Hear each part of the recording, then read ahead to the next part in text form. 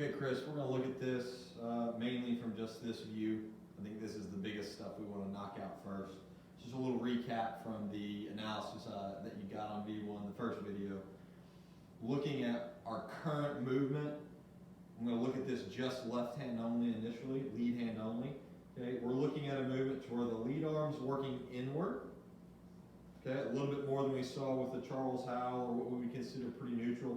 To where that lead arm is probably a little less inward than where you've had that. I think that's happening to accommodate how much we're actually rolling the entire arm, or pronating that whole arm.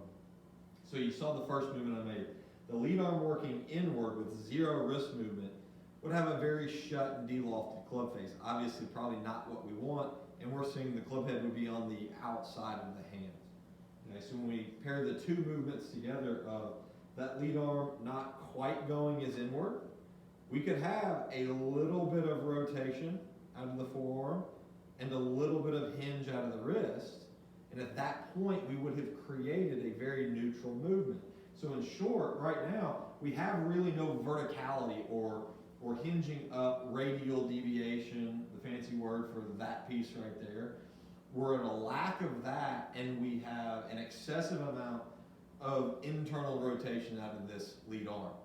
So when we look at none of this, and a lot of this, and then there's my backstroke, we see that's an exaggerated view of sort of what's going on right now. So there's two pieces that need to clean up a little bit. We do need to see a little more hinge up and a little less rotation of that arm. Okay?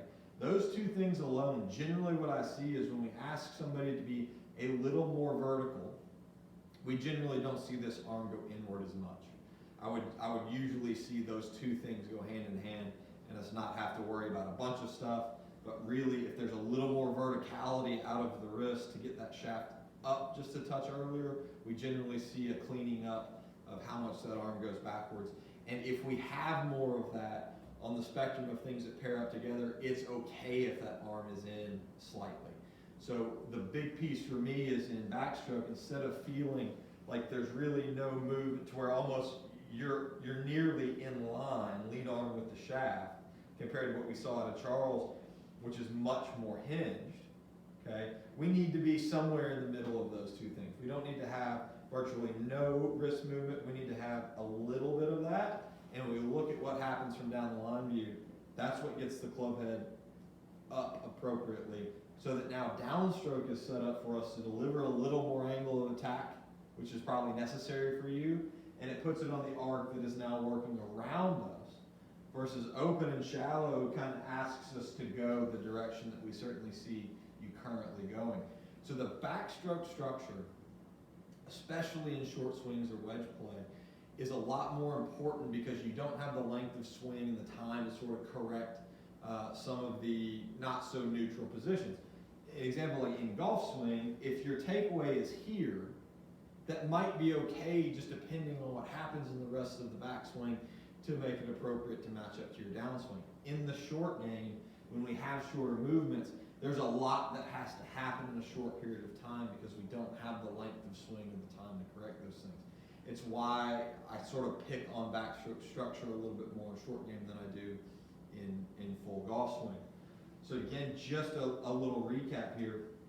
We need a little bit more of this piece. And again, I'm going to show this just left-handed. We're going to talk about the right hand's job. I'm assuming you're probably predominantly right-handed. We need a little more upward move while we're moving backwards in backstroke.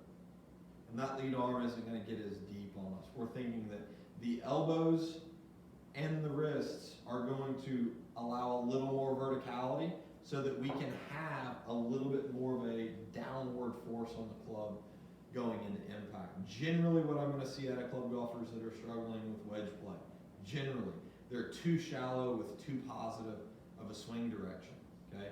Due to a lot of probably instruction or people just using the phrase words, they need to shallow out to hit their chip shots appropriately. It's hands down, I see more players struggle with wedge play, attempting to be shallow incorrectly. So by just shifting the 3D geometry of the stroke to try and get shallow, you start bottoming out way earlier than the golf ball, then you get tired of hitting the ground and you thin it, and you really can't produce any spin or any height on your chip shots. Very rarely do you get a good clean chip shot.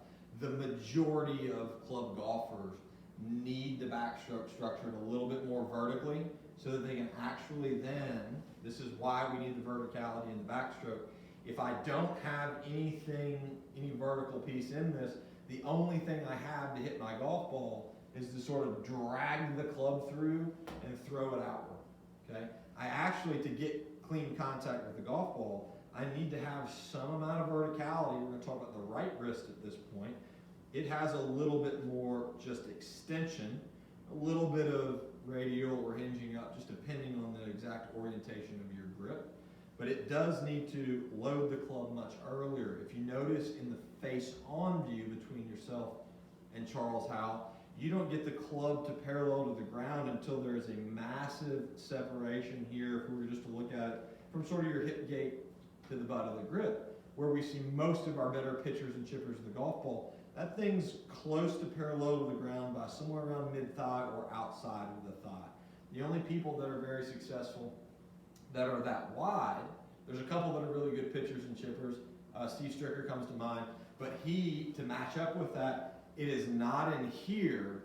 His lead arm is very outward. Okay, that's the matchup there. I don't think that that fits the majority of people. I think that's the end of the spectrum that's a little more limiting for being able to spin the golf ball or bring height into their shots.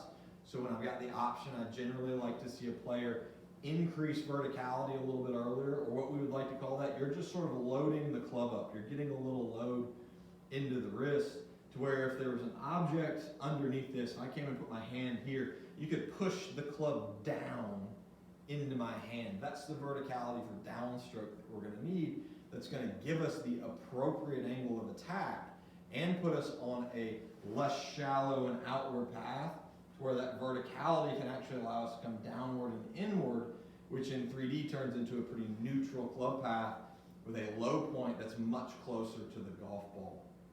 So the instruction is really simple. I'd really like to see, and this is easy if you have a mirror or a camera, you can constantly check this.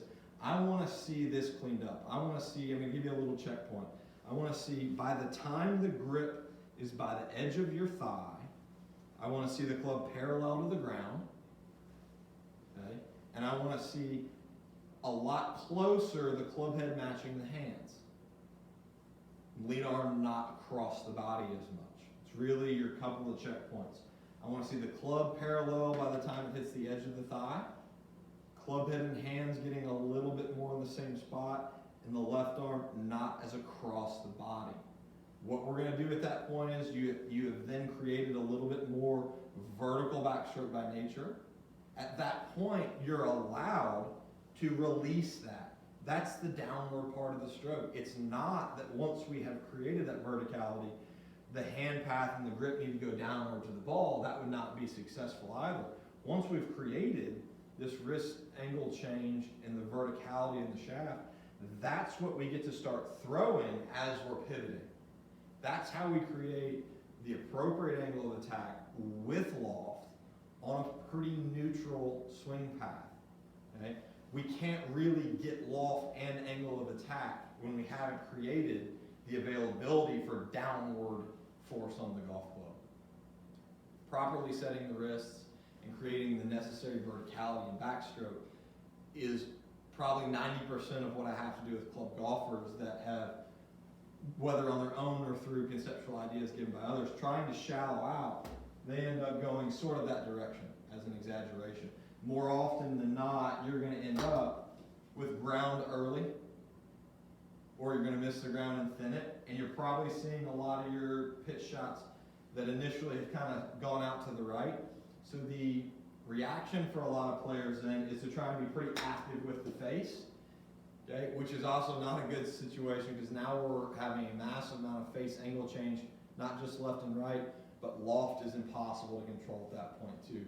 So you're bringing a lot of variables to have to deal with this shallow nature with a swing direction that's way too far to the right that aren't necessary. If we can create that verticality properly in backstroke, Then I can press the club down. I can apply a little bit of force out of the trail hand or the hand that's really in control. I can press that club back on the ball. That's what actually lines the shaft back up to get to I actually get loft while creating some angle of attack. And that's the magic combination we're looking for in wedge play. I need angle of attack while I have loft. So if I'm trying to have loft while I'm being shallow, I'm going to hit shots way to the right, I'm going to bounce into it, may even shank a couple, okay? Or if you're trying to have angle of attack without loft, obviously we're going to dig into the ground and we're going to hit low shots probably to the left. The magical combination is having angle of attack with loft, and that's done through correct verticality out of the wrists and the other alignments. Lead arm not being too far inward, not being too far rotated. There is that magical combination. Your simple recipe is you don't have enough verticality, you have a lot of internal rotation out of that lead arm, and it's too deep. The change we need to see made is I need a little more verticality, I need a little less rotation out of that arm, and I need the lead arm a little bit more neutral. If you can create that in backstroke, okay, then from forward stroke, it's just going to be much more of a feeling again of it's okay to feel a little steeper, and it's certainly okay to feel like that path is working a little bit more inward. As we see on videos, that is the case that needs to happen. So the focus is hitting a couple small shots. It's hard to do this in chipping to make a backstroke and stop and then make a forward stroke. There has to be some rhythm to it. So I want you to make a series of sort of 3 movements. I want to see a couple of backstrokes that are checked.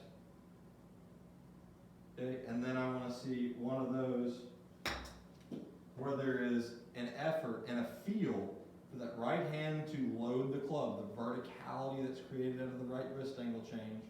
I want you to feel that being pressed back down on the ball. That wrist angle changing and delivering the club, similar to what we do with a hammer.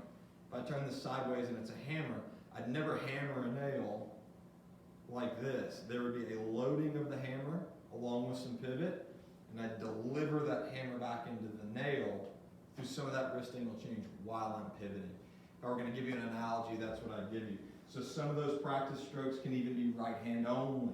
We'd see the verticality very quickly when we put this in the trail hand of people. You'd never try and hit this chip trail hand only like this, which is ultimately the position that you're currently in. You would 100% of the times create the necessary verticality so that you could press the club back down on the ball as you're throwing that loft back into it. So do several right hand onlys. You'll immediately see the wrist angle change and the verticality come into play. Same sort of guidelines. Butt of the grip at the edge of the thigh to get this parallel. If we've got something in that ballpark, we're able to deliver that loft as we pivot. That's your basic DNA of your wedge play. Then you incorporate that, and the right hand can certainly be more in charge than the left. We incorporate that into our two-handed shots with the same feeling. Certainly let that trail hand be the dominant hand, but it has to have some wrist angle change. It doesn't need to be rotated because of this left arm trying to take over. The verticality out of the right hand, having the lead arm a little more neutral. From that point, again, we can create the angle of attack we need while delivering loft on the arc as we pivot. So clean that backstroke up, okay, in 3D, like we're talking about. A little more verticality, a little less rotation, lead arm not as deep.